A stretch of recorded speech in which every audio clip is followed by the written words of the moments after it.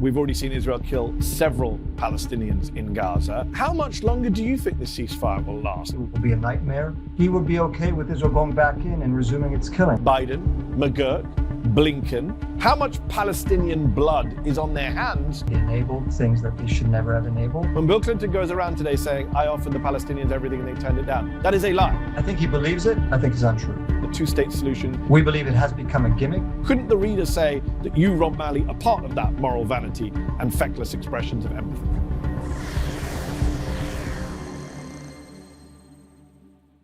When it comes to the Gaza ceasefire plan, quote, it took an American president unbound by traditional domestic constraints and willing to break with convention to get this done.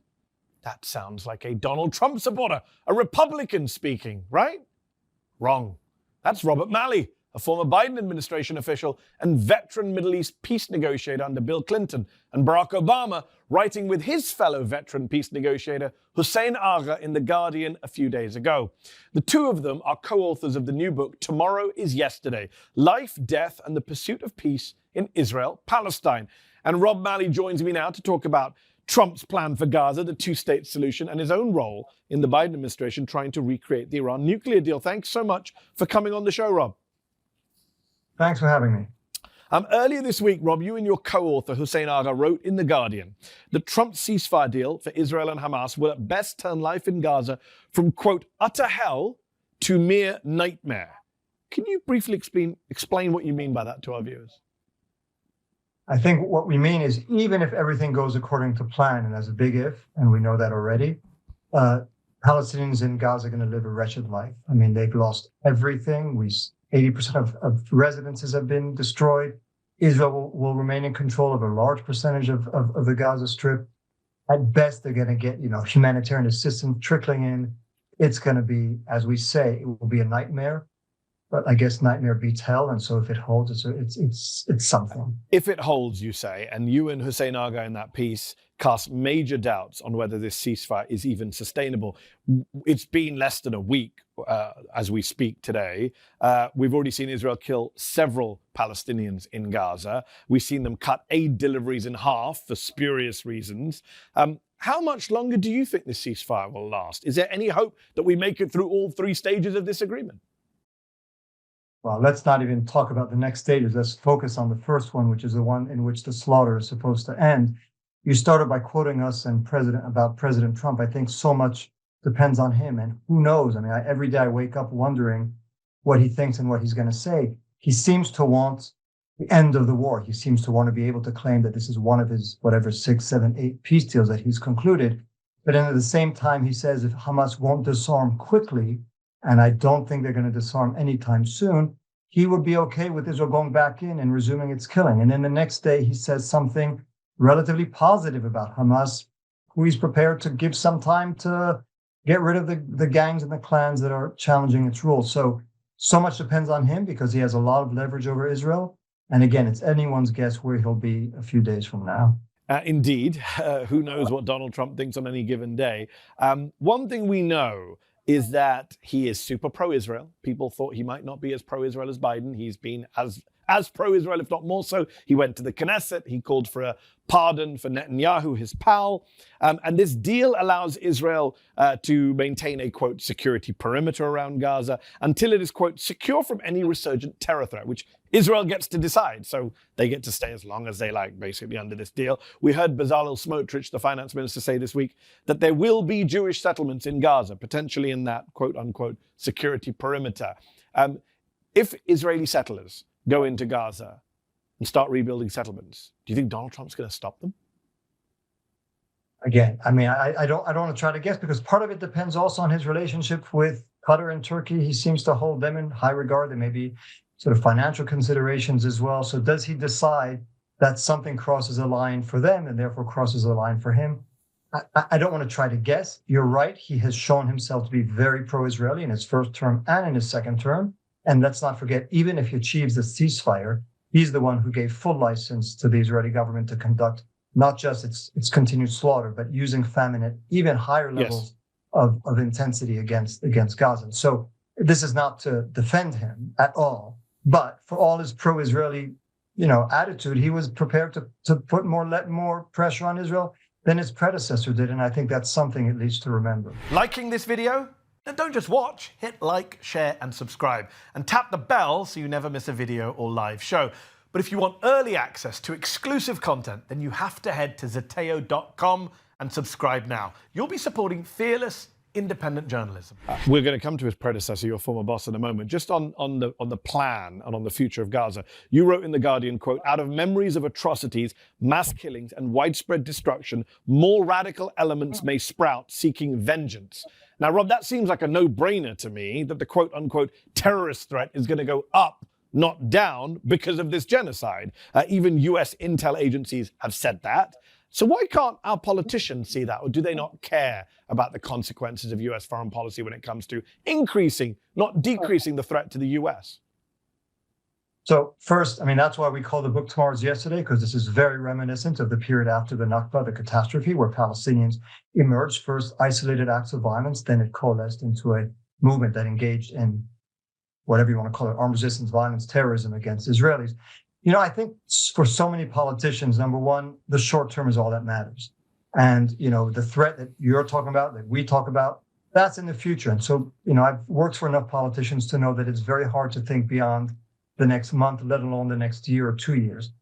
But we know it, and we know it from the history of the region that, to every victory, to every quote unquote success, there is a repercussion. There's a consequence, there's an implication, and those implications often undo whatever success Israel or the United States believes that it's registered. So yes, it's not something that we wish for, but the odds of an uptick in violence, they've got to be pretty high, right? When people have nothing to lose, and their only memory is the memory of the slaughter.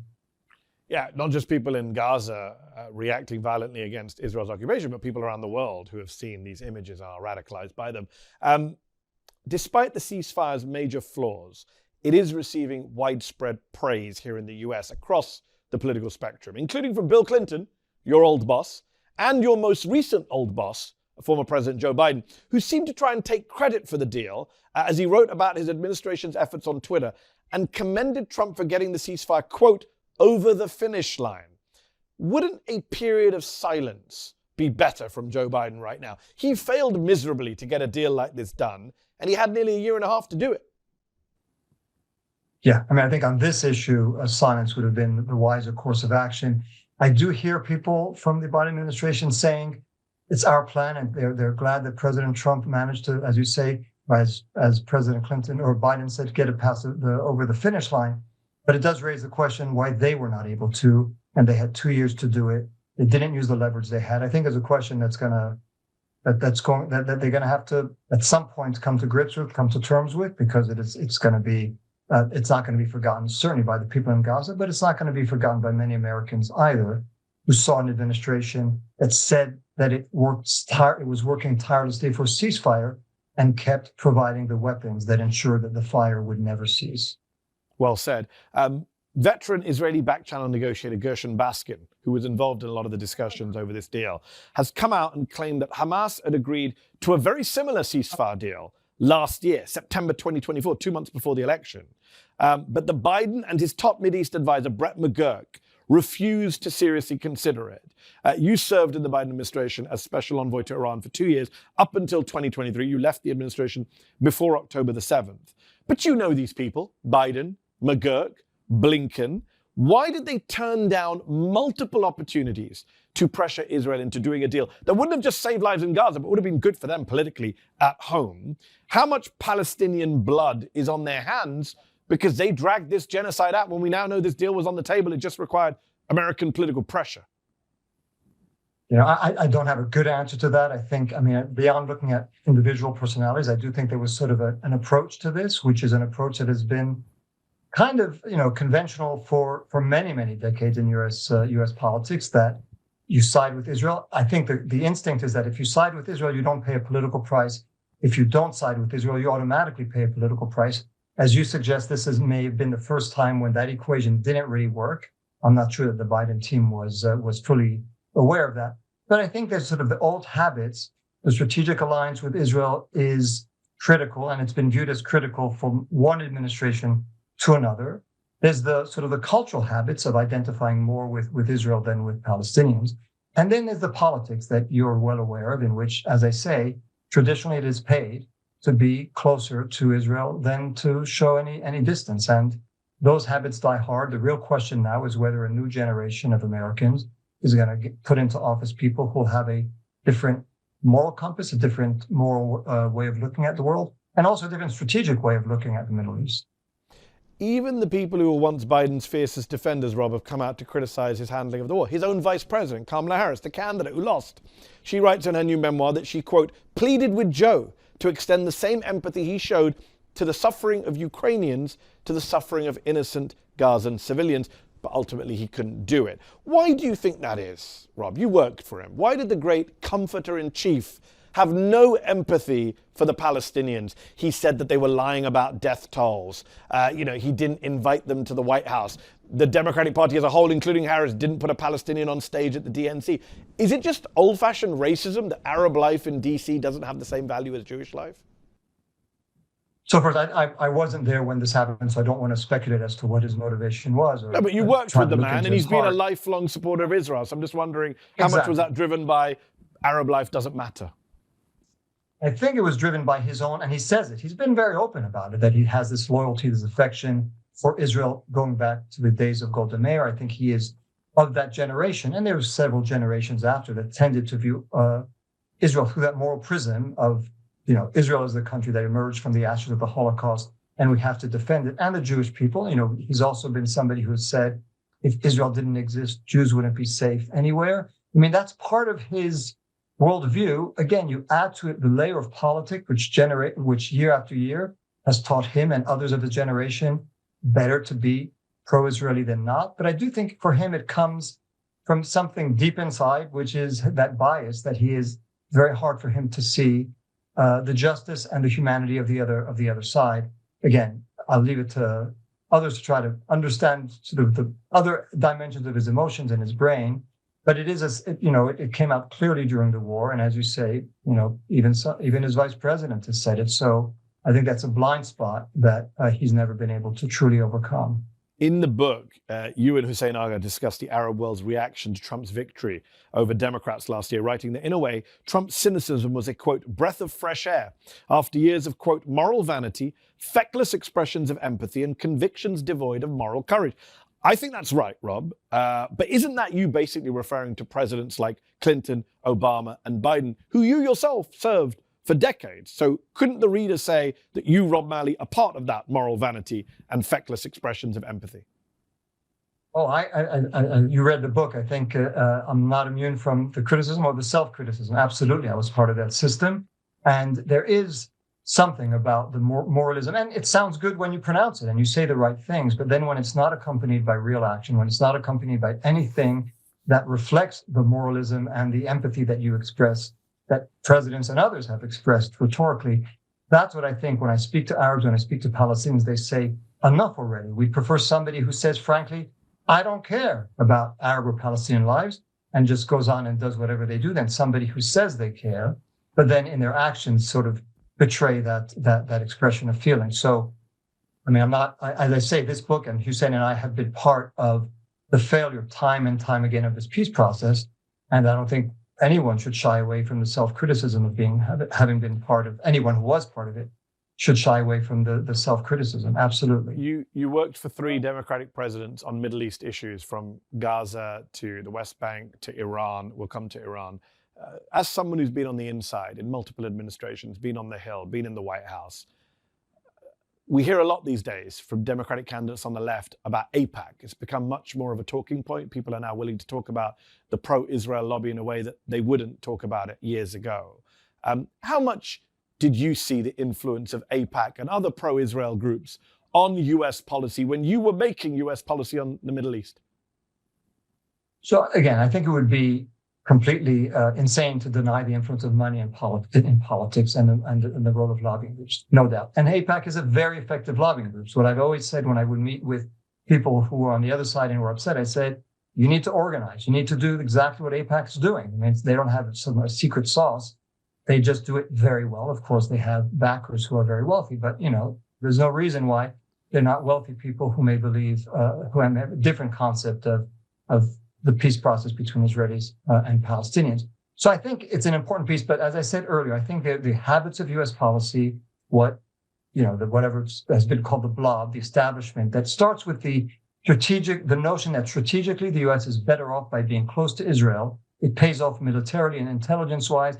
And in fact, it doesn't really hurt American relations with our governments who continue to come to the U.S., even as the U.S. has shown its bias.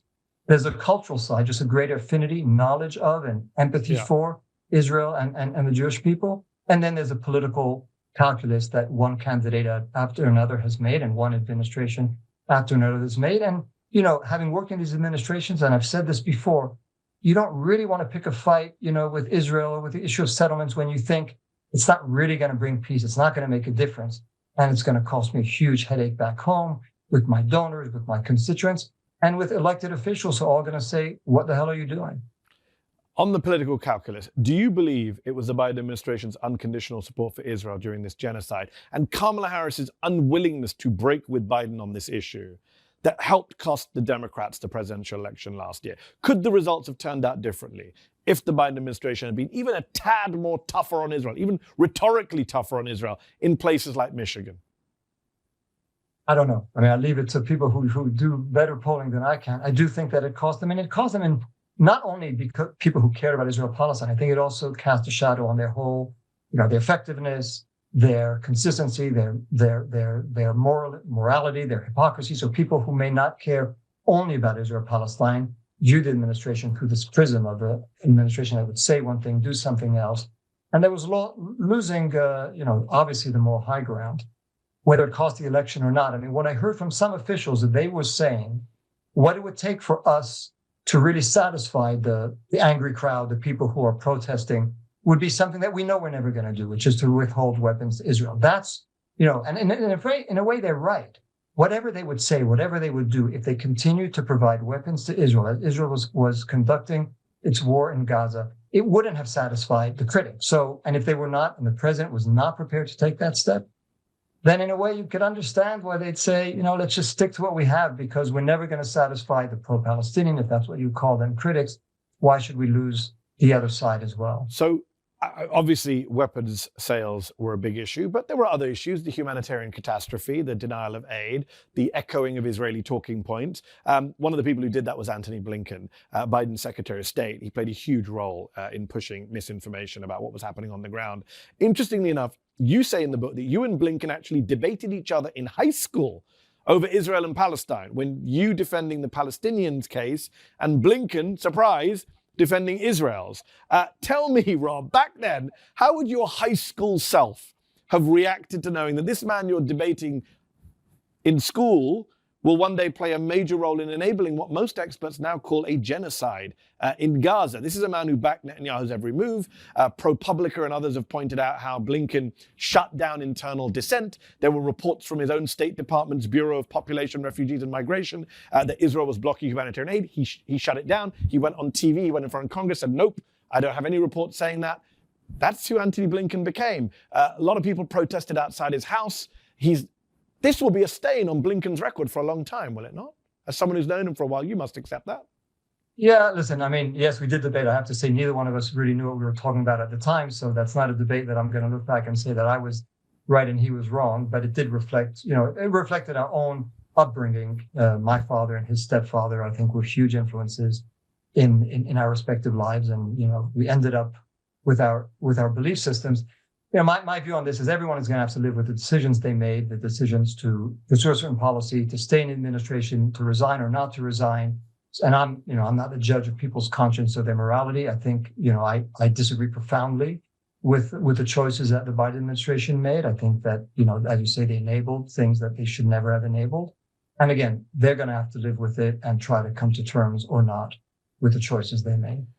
Joe Biden has not been the only Democrat to mishandle peace negotiations in the Middle East, Rob. In fact, to this day, there are many Democrats who still believe Palestinians don't want peace. Because back in 2000, when Israel and the PLO failed to come to a peace deal at Camp David, which you helped organize that summit, President Bill Clinton convinced his party, the public, the media, that the Palestinians and then President Yasser Arafat were the ones to blame. You served as one of Clinton's Middle East aides at the time. You were there. You write in the book that this narrative was a, quote, shallow diagnosis, calling it oversimplified, crude, one-dimensional. Briefly, can you tell our viewers why you think that? What really happened at Camp David? Who was to blame? So first, it's all those things is also dangerous because I think it helped cast the Palestinians, not just the movement, but the people as a whole, as kind of allergic to peace. They're not prepared to compromise. I think it set the stage for the real death of the Israeli peace camp. So there are many consequences. And to this day, unfortunately, I hear that myth being propagated.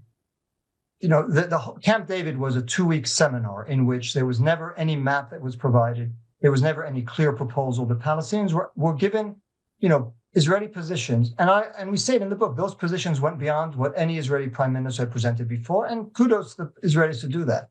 But that's not the test. The test is not, the Israelis used to say they'd give 80% of the West Bank. Now they say they'd give 91 or 92% of the West Bank.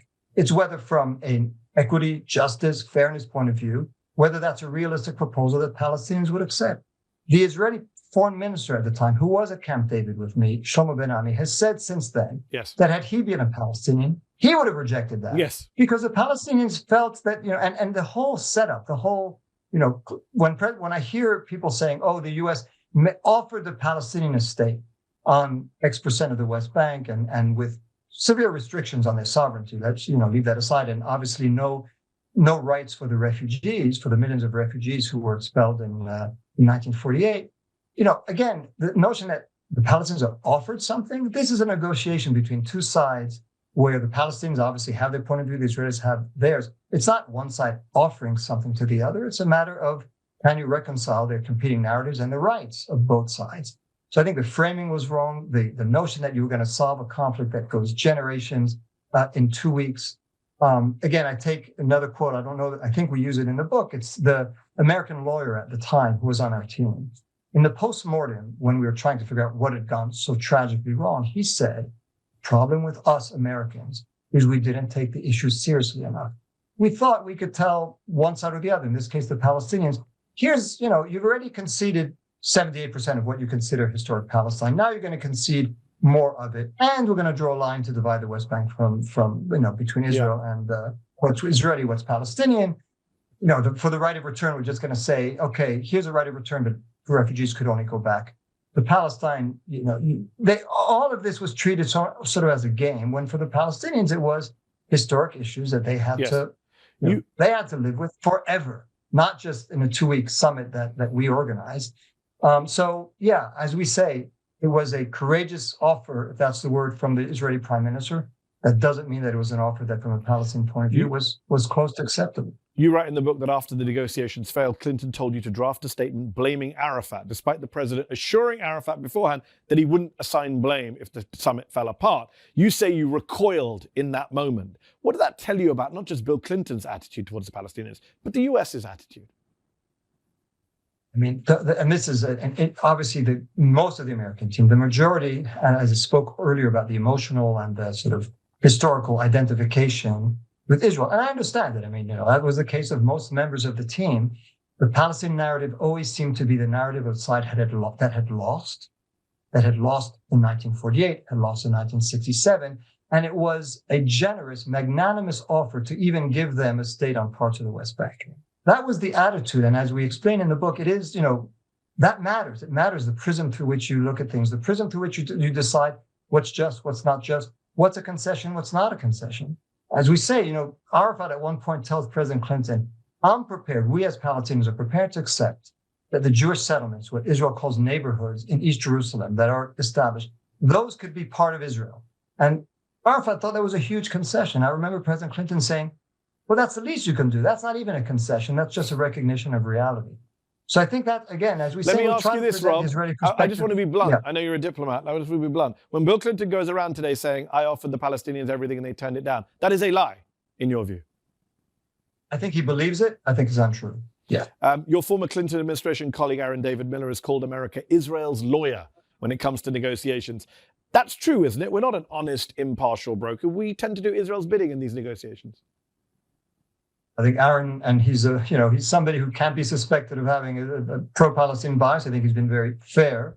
And when he says that, I think it's his, and that he said about Camp David in particular, that the U.S. didn't act as an honest broker, didn't even act as an effective broker. Ultimately, what the U.S. did, and it's sort of tragic because the U.S. has so much power and leverage, it just took Israeli proposals and presented it to the Palestinians. And the Palestinians knew it, and therefore the U.S. ended up playing an extremely ineffective role. I do want to talk about your Iran portfolio under Biden before we run out of time. Just one last question on this. You have called in the book the two-state solution, you call it, I think you did it in an interview, you called it a gimmick. What do you mean by that? And is your preferred solution then one state, one equal state where everyone lives equally side by side? So, morally, ethically, I would love a binational state where everyone lives, without respect to religion, ethnic creed, or anything.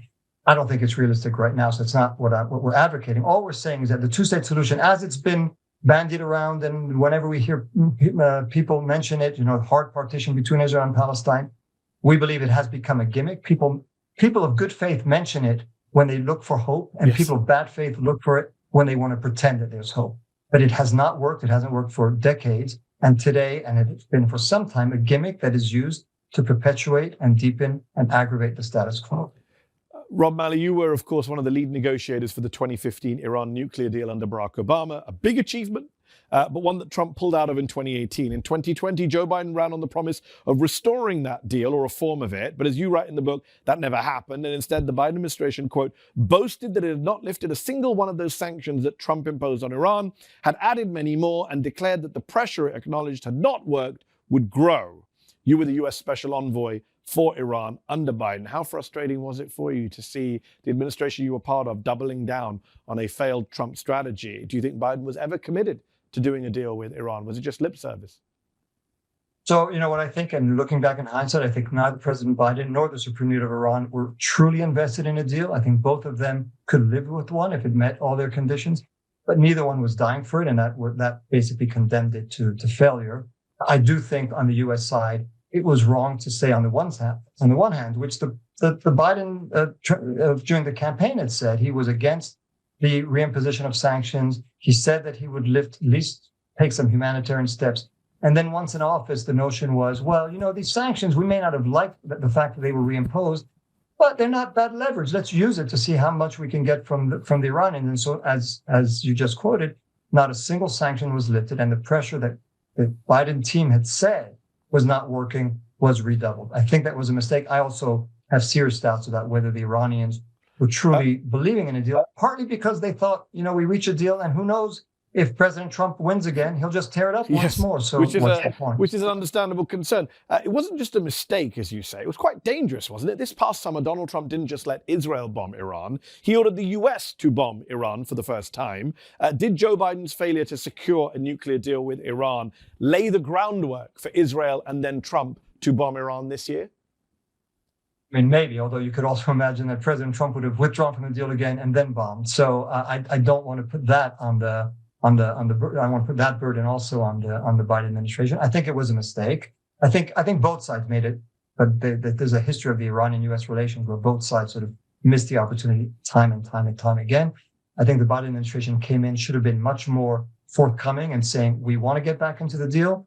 I think we missed that. And then after that, I think the Iranians thought time's on our side. We're just going to wait, build a nuclear program.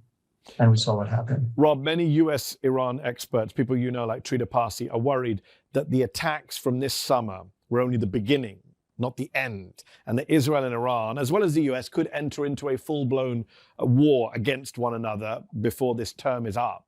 Do you share that concern, that worry? I mean, it's always a concern. I think I'm a little less pessimistic than Trita. I may regret these words. I don't think Iran has any incentive of resuming hostilities. It really did incur quite a beating last time. I don't think President Trump is really eager. Israel might be, but so in the end of the day, as with so many things in terms of today, the U.S.-Israeli relationship, it will depend on the president. Is he prepared to tell the prime minister of Israel, enough, you did what you needed to do. Now we need to move to diplomacy. I still think there's a small but real chance of a deal between Iran and the U.S. It's going to take some time, but I certainly think it's preferable to another round, which really won't achieve much. I mean, just let's make this clear. If before the 12-day war, Iran was, according to experts, 3 to 9 months away from the possibility of acquiring a nuclear weapon if they made that decision. Today, after the war and after the bombing of Fordo, Iran is roughly 3 to 9 months away from acquiring a nuclear weapon. We know less. We have less visibility on what their program is. Iran may have more of an incentive. They also have more of a threat perception. They don't know whether they could restart their program out of fear that Israel will bomb them. So I think the most likely outcome is everyone hunkers down and waits to see whether diplomacy revives. But again, I could be proven wrong any day. Last question, got to ask Rob Malley. Back in 2023, when you were serving in the Biden administration, your security clearance was suspended. You were later placed on full-time leave. The FBI even investigated you for mishandling or alleged mishandling of classified information, which Republicans, of course, used to criticize the administration and attack you personally. What is the status of that investigation right now? What's your response to all the accusations that have been made against you? There've been worse accusations than that, not just now, but throughout my career. I'd say this: number one, I still don't know what the investigation was about because they've never shown me anything. After about 18 months of the investigation, the Justice Department told my lawyers that they were closing the investigation. So I'm satisfied with that outcome. And as I say, I may never know, not till my dying day, what the investigation was truly about. Rob Malley, we will have to leave it there. Thank you so much for your time. Thank you so much for having me. Did you like this video? Don't forget to subscribe to this YouTube channel and turn on notifications. For exclusive content and to support our independent, unfiltered journalism, head over to zeteo.com. Your support matters.